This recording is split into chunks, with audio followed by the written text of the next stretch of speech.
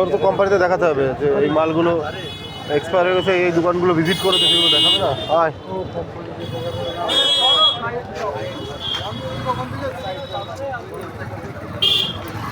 বিষাক্ত জিনিস, এক্সপায়ার জিনিস দোকানে রাখার কারণে কোম্পানির লোক এসে এখন সেগুলোকে ডিসকোয়ালিফাই করে দিল। দাদা মোটামুটি এগুলো স্প্রাইট, ফ্রুটি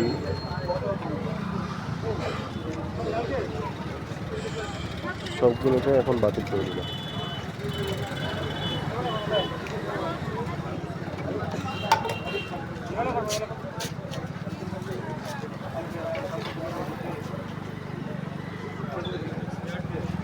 দেখুন কীভাবে ওনার হাতটা লাল হয়ে গেছে।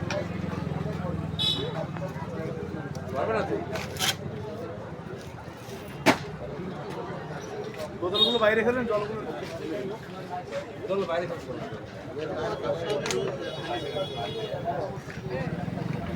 এটা হচ্ছে আজকালকার সমাজ।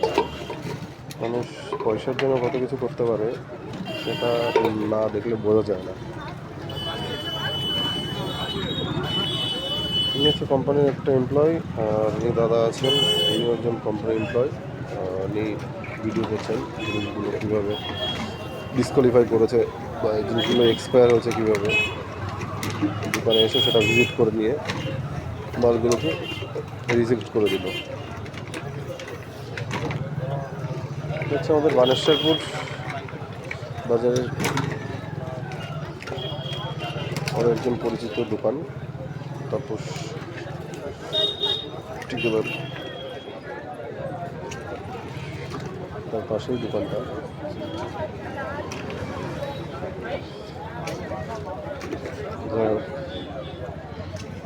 দেখুন কীভাবে ওনার হাতটা লাল হয়ে যাচ্ছে। এইগুলো বাচ্চারা খেয়ে খেয়ে বাচ্চাদের পেটের সমস্যা, এই সমস্যা। এখন মানুষ এই ডিজিটাল যুগেও সচেতন না, তাহলে মানুষের কবেই সচেতন হবে। আশা করবো যারা এই ভিডিওগুলো দেখছো এখন থেকেই সাবধান হয়ে যাও। দোকানের জিনিসপত্র কেনার আগে জিনিসের ডেটগুলো দেখে নেবে, অবশ্যই দেখে নেবে সেটা কতটুকু খাওয়া যাবে, কতটুকু খাওয়া যাবে না।